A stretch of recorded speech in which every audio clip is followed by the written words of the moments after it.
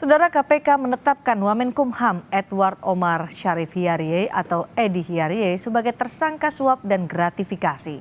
Selain Wamenkumham, 2 orang staf Edi Hiyariye dan pemberi suap juga ditetapkan sebagai tersangka.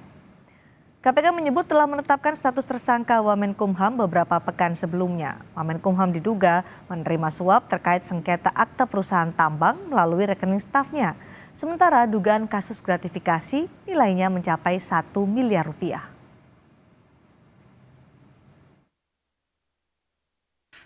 Kemudian pada penetapan tersangka Wamenkumham, benar itu sudah kami tanda tangani sekitar 2 minggu yang lalu Pak Sep ya, sekitar 2 minggu yang lalu dengan 4 orang tersangka ya, dari pihak penerima 3, pemberi 1 itu.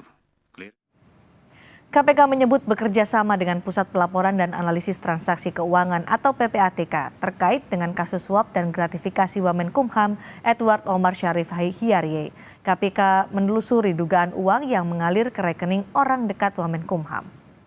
2 orang dekat Wamenkumham diduga menerima aliran uang dari PT CLM dengan total 7 miliar rupiah. KPK mendalami bukti transaksi itu melalui PPATK, termasuk menelusuri transaksi yang diduga bermasalah dari rekening 2 orang dekat Wamenkumham itu.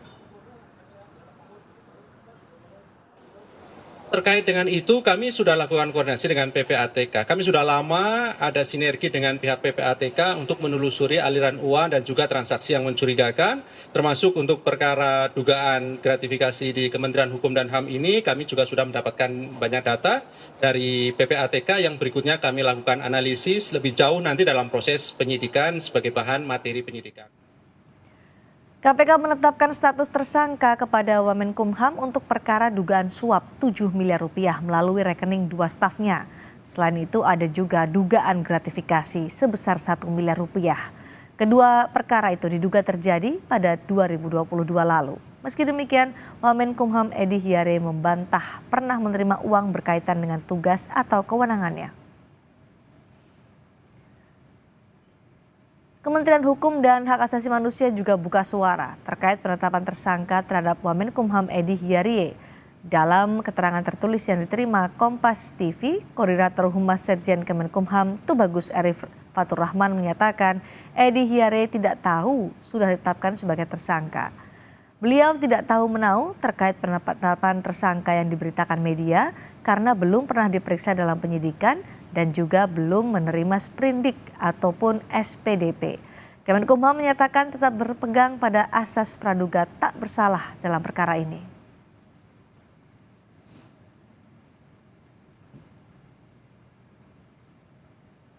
KPK tetapkan Wamenkumham Edi Hiyariye sebagai tersangka kasus korupsi. Menko Polhukam Mahfud MD menilai KPK sudah membuktikan tidak pandang bulu dalam menangani kasus korupsi. Mahfud MD menyatakan KPK sudah punya alat bukti yang cukup sehingga berani menetapkan Wamenkumham sebagai tersangka. Menurut Mahfud, langkah KPK menetapkan Wamenkumham sebagai tersangka membuktikan KPK tidak tebang pilih dalam menangani kasus korupsi. Penegakan hukum itu harus tidak pandang bulu dan itu ya dibuktikan. Meskipun masih banyak kritik terhadap KPK, tapi dia udah membuktikan lah tidak pilih menteri, wamen, kepala daerah apa semua. Itu memang harus begitu. Harus ditindak secara tegas dan transparan. Ketika KPK menetapkan seorang tersangka, pasti sudah ada 2 alat bukti yang cukup bahwa peristiwa korupsi atau pencucian uang itu terjadi.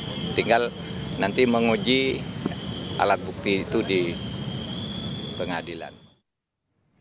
Bagaimana perkembangan terkini kasus Wamenkumham di KPK? Kita akan temui langsung jurnalis Kompas TV Dian Silitonga di gedung KPK. Dian, setelah KPK mengumumkan status tersangka Wamenkumham Edi Hiyariye, bagaimana proses hukum selanjutnya di sana? Cindy, tentu saja KPK selanjutnya akan langsung memeriksa pihak-pihak yang sudah ditetapkan sebagai tersangka, termasuk juga nantinya memeriksa saksi-saksi yang dianggap berkaitan dengan kasus ini, tentu dalam rangka untuk pengumpulan alat bukti.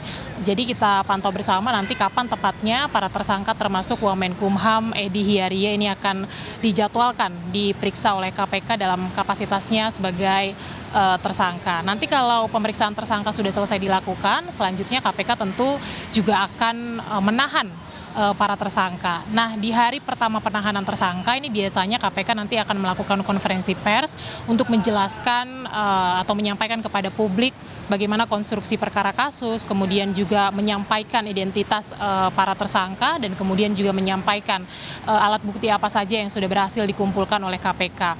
Nah, sejauh ini kalau bicara alat bukti, KPK mengklaim salah satu alat bukti yang sudah dikantongi adalah terkait dengan data aliran dana dan juga transaksi mencurigakan yang dilakukan oleh para tersangka.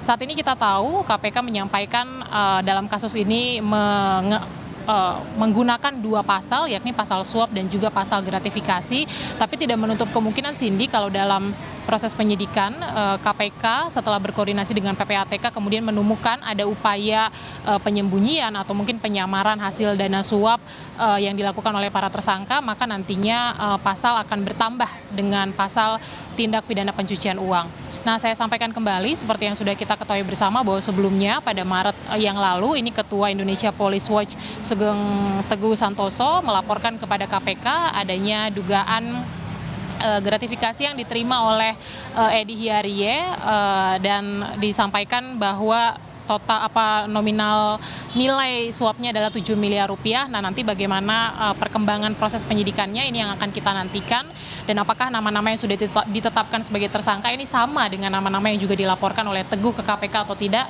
itu akan kita nantikan bersama. Cindy. Baik, terima kasih jurnalis Kompas TV Dian Silitonga melaporkan langsung dari KPK.